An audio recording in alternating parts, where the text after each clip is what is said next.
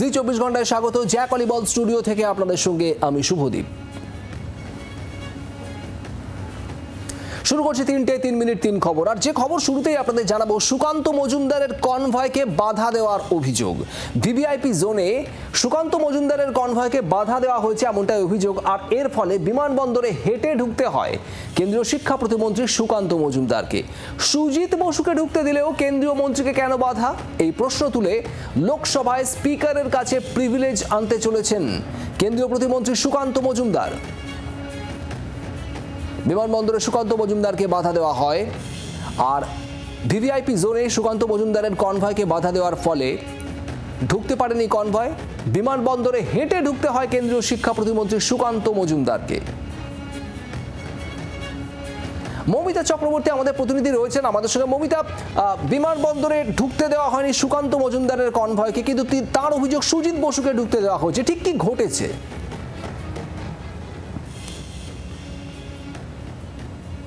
দেখো, সুকান্ত মজুমদার কেন্দ্রীয় শিক্ষা প্রতিমন্ত্রী, তিনি অভিযোগ করছেন যে আজ প্রধানমন্ত্রী নরেন্দ্র মোদীকে ছাড়তে তিনি যখন আসছিলেন, যেটা বিজেপির প্রোটোকলে রয়েছে, এবং কেন্দ্রীয় শিক্ষা প্রতিমন্ত্রী হিসেবে তার নাম প্রথম থেকেই চূড়ান্ত করা ছিল যে প্রধানমন্ত্রী নরেন্দ্র মোদী তিনি যখন কলকাতা বিমানবন্দরে আসবেন তাকে সি অফ করার জন্য আসবেন কেন্দ্রীয় শিক্ষা প্রতিমন্ত্রী। কিন্তু এরকম সময় যখন তিনি বিমানবন্দরের ভিভিআইপি জোনে আসেন, তার গাড়ি বাধা দেওয়া হয়েছে এবং পুলিশ কেন্দ্রীয় শিক্ষা প্রতিমন্ত্রীর গাড়ি ঢুকতে দেয়নি, তাকে বাধা দেওয়া হয়েছে বলে অভিযোগ করেন সুকান্ত।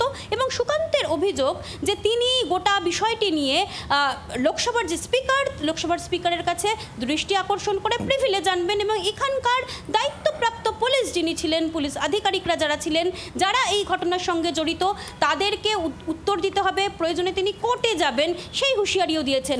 পাশাপাশি সুকান্ত যে অভিযোগ করেছেন যে যেখানে কেন্দ্রীয় শিক্ষামন্ত্রী তার গাড়ি আটকে দেওয়া হলো, তাকে ঢুকতে দেওয়া হলো না, সেখানে অন্য ছবি দেখা গেছে যেখানে রাজ্যের মন্ত্রী সুজিত বসুর গাড়ি কিভাবে ঢুকতে দেওয়া হলো সেই প্রশ্ন তুলে সরব হয়েছেন তিনি বলছেন পুলিশের আচরণ বরাবরই পক্ষপাতিত্বমূলক, পুলিশ বরাবরই বিভাজন করেন এবং সেই বিষয়টা আজকে আরও একবার স্পষ্ট হয়েছে।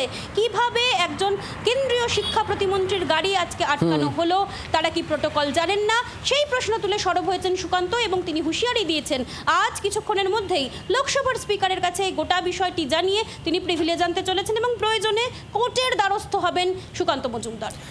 একেবারে মৌমিতা, ধন্যবাদ। ক্ষুব্ধ সুকান্ত মজুমদার, কি বলেছেন তিনি শোনাবো। আজকে কেন্দ্রীয় এমওএ সহসত্ত্বেও আমার গাড়ি এখানে ঢুকতে দেওয়া হয়নি। আমরা যখন পুলিশ কর্মীর সাথে কথা বলি, ওনারা বলেন ম্যাডাম মানা করেছেন। আমি জিজ্ঞেস করলাম কোন ম্যাডাম, তো ওনারা বললেন ডিসি। তো আমি আমার অফিসকে বলে দিয়েছি ডিসির নামে আমি একটা প্রিভিলেজের নোটিশ পাঠাচ্ছি স্পিকারকে, উনি যাবেন স্পিকারের কাছে উত্তর দেবেন।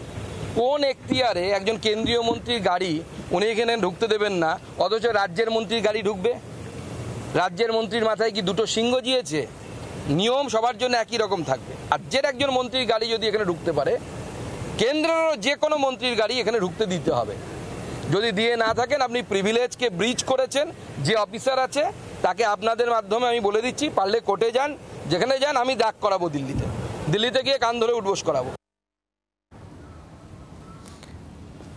বিজেপি সাংসদ কেন্দ্রীয় প্রতিমন্ত্রী সুকান্ত মজুমদারের বক্তব্য আপনারা শুনছিলেন।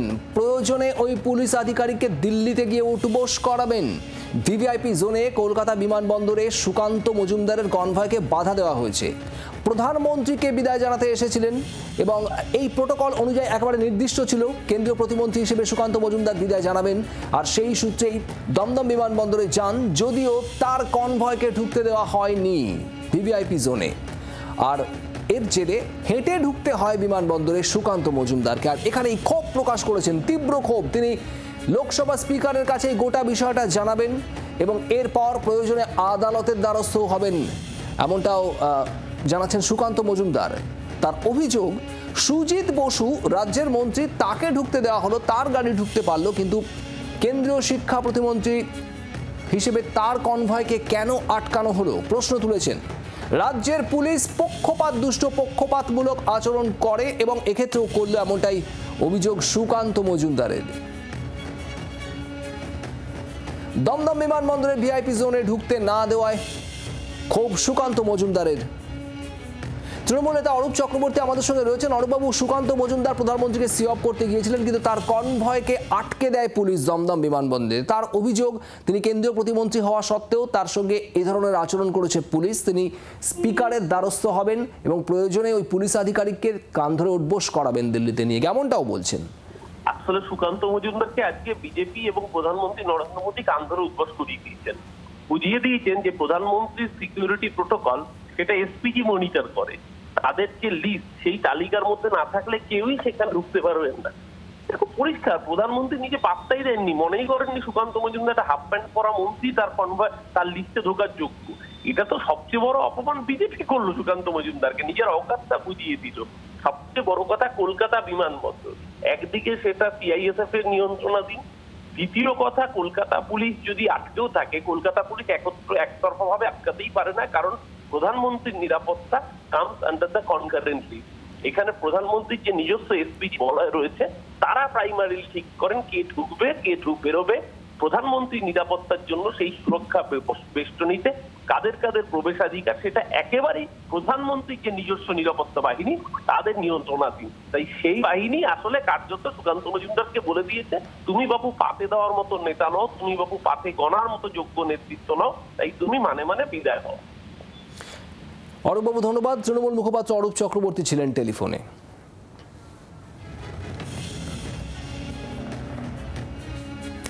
এনফোর্সমেন্ট ডিরেক্টরেটের দপ্তরে হাজিরা দিলেন অভিনেত্রী প্রাক্তন তৃণমূল সাংসদ মিমি চক্রবর্তী। ইডির ডাকে সাড়া দিয়ে আজ পৌঁছে যান দিল্লিতে। বেটিং অ্যাপ কাণ্ডে যে তদন্ত চালাচ্ছে এনফোর্সমেন্ট ডিরেক্টরেট, সেই সূত্রেই আজ তলব করা হয়েছিল মিমি চক্রবর্তীকে। তিনি হাজিরাও দেন। এরপর মঙ্গলবার বলিউড অভিনেত্রী উর্বশী রওতেলাকেও ডেকেছে এনফোর্সমেন্ট ডিরেক্টরেট। এই মামলাতেই এর আগে তদন্তে ক্রিকেটার সুরেশ রায়না, কমেডিয়ান কপিল শর্মাদেরও ডাকে এনফোর্সমেন্ট ডিরেক্টরেট। এদের বিরুদ্ধে অভিযোগ, প্রচারের বিনিময়, এই বেটিং অ্যাপের প্রচারের বিনিময়ে আর্থিক সুবিধা পেয়েছেন তারা। আর সেই সূত্রে ইডির তদন্ত। রাজীব চক্রবর্তী আমাদের প্রতিনিধি রয়েছেন নয়াদিল্লি থেকে। রাজীব, মিমি চক্রবর্তী তিনি আজ উপস্থিত হলেন ইডির দপ্তরে, তারপর কি হলো, কি আপডেট?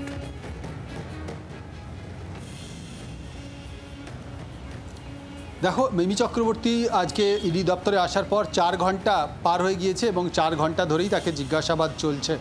মূলত ইডির আধিকারিকরা যে বিষয়গুলি জানতে চাইছেন, যে এই বেটিং অ্যাপের সঙ্গে, বেটিং অ্যাপের যে কোম্পানি তাদের সঙ্গে মিমি চক্রবর্তীর ঠিক কী চুক্তি হয়েছিল, কোন চুক্তিতে তিনি এই যে বিজ্ঞাপন, যে প্রমোশন করেছেন, সেই কোন চুক্তির ভিত্তিতে করেছেন, কত টাকার বিনিময়ে করেছেন, এবং তিনি সাধারণত এই ধরনের বিজ্ঞাপন যে যত টাকার বিনিময়ে করে থাকেন ঠিক তত টাকার বিনিময়ে করেছেন, নাকি বাড়তি চার্জ করেছেন, নাকি তাকে খুশি করে অতিরিক্ত কোনো বাড়তি পয়সা দেওয়া হয়েছে।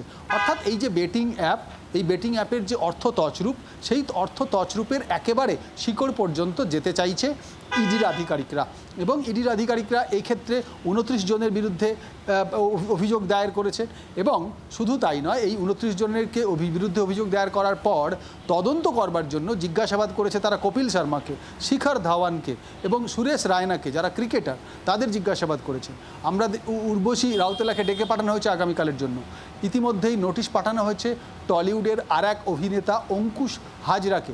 এবং মিমি চক্রবর্তী আজকে সকাল 10:40 তিনি এসেছেন। বেশ কিছু নথি তিনি এনেছেন, ব্যাংকের কাগজপত্র তিনি এনেছেন, অর্থাৎ যে ব্যাংকে তার এই বেটিং অ্যাপ থেকে টাকা এসেছে সেই ব্যাংকের নথি, সেই ব্যাংকের একেবারে যে লেনদেনের হিসেব, সেগুলি এনেছেন। তার যে আয়করের হিসেব নিকেশ, সেটিও কিছু নিয়ে এসেছেন। কিন্তু 4 ঘন্টা পেরিয়ে গিয়েছে, এখনো ইডির দপ্তরে রয়েছেন মিমি চক্রবর্তী। রাজীব, তুমি নজর রাখো। আর আজ এই মিমি চক্রবর্তীকে ইডির তলব নিয়ে কি বলেছেন বিরোধী দলনেতা শুভেন্দু অধিকারী, শোনাবো আপনাদের। যখনই ওনাকে তদন্তকারী সংস্থা ডাকবে, উনি গিয়ে উনি যতটা জানেন ততটা বলবেন। অনেক সময় এরকম হয় যে ওনার জানা থাকতেও পারে, নাও জানা থাকতে পারে, অনেকে ফেসে যায়। টলিউডের মাধ্যমে যে কালো টাকা যে সাদা করা হয়, এই বিষয়ে কিন্তু কোনো সন্দেহের অবকাশ নেই। এমনিতেই বাংলা ইন্ডাস্ট্রি ধুঁকছে, পুরো ইন্ডাস্ট্রিটাকে 2 ভাই মিলে, অরূপ আর স্বরূপ, মধুকৈটব, এই মধুকৈটব মিলে পুরো ইন্ডাস্ট্রিটাকে এনগাল্ফ করে নিয়েছে, গিলে ফেলেছে। যে রাজ্যে কাজ কমে যাবে, আমি আগেও বলেছি, তখন অবৈধ কাজের টেন্ডেন্সি বাড়বে, মানুষকে তো খেতে হবে করে। তো যারা সিনেমা আর্টিস্ট, অভিনেতা, অভিনেত্রী, তাদের যদি সিনেমা না চলে, কিছু তো করবেন তারা। এই অবস্থা যদি চলতে থাকে, আগামী দিনে পশ্চিমবঙ্গ পুরো শূন্য হয়ে যাবে। সুকান্ত মজুমদারের বক্তব্য আপনারা শুনলেন। বিধানসভা স্পিকার বিমান বন্দ্যোপাধ্যায় একটি বক্তব্য শোনাবো। কেন ডাকছে আমি কিছু বুঝতে পারলাম না। অনেক বিজ্ঞাপন সংস্থা রয়েছে, তাতে অনেকে অনেক বিজ্ঞাপন দেয়, অনেক সোনার বিজ্ঞাপন দেয়, অনেকে তাদের প্রোডাক্ট বাজারে লঞ্চ করার জন্য বড় চিত্র তারকা খেলোয়াড়দের নিয়ে তাদের প্রচার করেন। তাতে অপরাধটা কি আছে আমি জানি না। কেন ইডি ডেকে পাঠিয়েছেন আমার কাছে পরিষ্কার নয়। তবে আমার যেটা মনে হচ্ছে যে কিছু কিছু সংস্থা রয়েছে যারা বাণিজ্যিক কারণে আমাদের যারা সিনেমার অভিনেতা অভিনেত্রী রয়েছেন তাদের এবং বিভিন্ন খেলোয়াড় বা বিভিন্ন জায়গায় ক্ষেত্রে যারা খ্যাতনামা তাদের দিয়ে বিজ্ঞাপন দেয়, সেটা অপরাধ কিভাবে হচ্ছে আমার পরের খবর, অভিষেক বন্দ্যোপাধ্যায়ের নজরে আজ বীরভূম জেলা সংগঠন। ইতিমধ্যেই বৈঠকে যোগ দিয়েছেন অনুব্রত মণ্ডল, বৈঠকে যোগ দিয়েছেন কাজল শেখ, বৈঠকে যোগ দিয়েছেন সাংসদ শতাব্দী রায়ও। কেষ্ট কাজল দ্বন্দ্ব সম্প্রতি মাথা ব্যথা বাড়িয়েছে বীরভূমে শাসকের। আর এদিকে কোর কমিটির কনভেনার করা হয়েছে অনুব্রত মণ্ডলকে এবং তারপর এই প্রথম অভিষেক বন্দ্যোপাধ্যায়ের বৈঠক বীরভূম জেলা নেতৃত্বের সঙ্গে। প্রবীর চক্রবর্তী আমাদের প্রতিনিধি রয়েছেন আমাদের সঙ্গে। প্রবীর, বৈঠক শুরু হয়েছে বেশ কিছুক্ষণ আগে, কি আপডেট পাচ্ছ?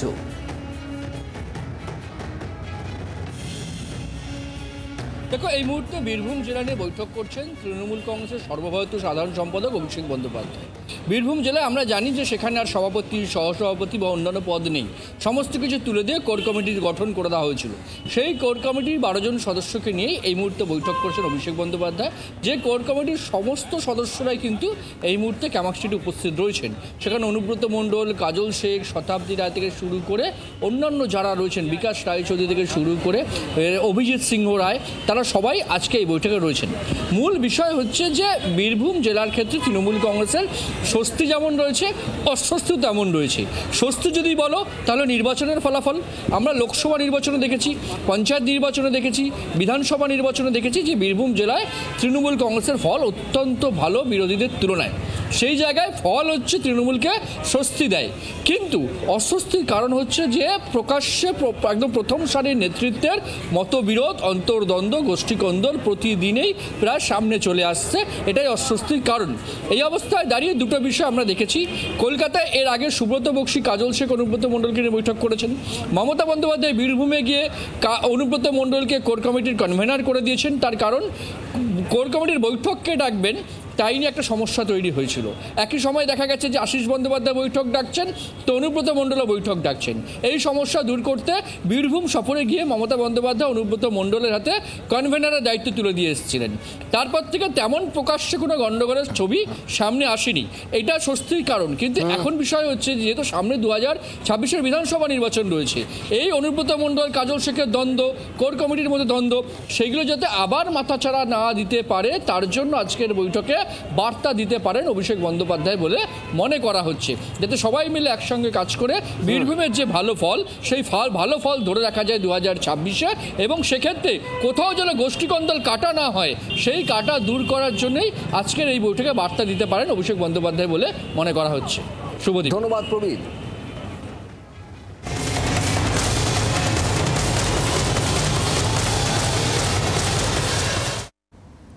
দিল্লিতে বেপরোয়া বিলাসবহুল গাড়ির দৌরাত্ম্য, বিএমডব্লিউর ধাক্কায় মৃত্যু অর্থমন্ত্রকের উচ্চপদস্থ আধিকারিকের।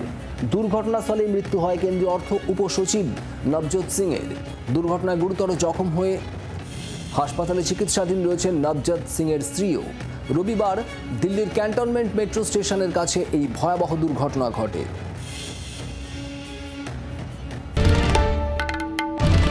বাংলার আওয়াজ, বাঙালির আবেগ, জি 24 ঘন্টা।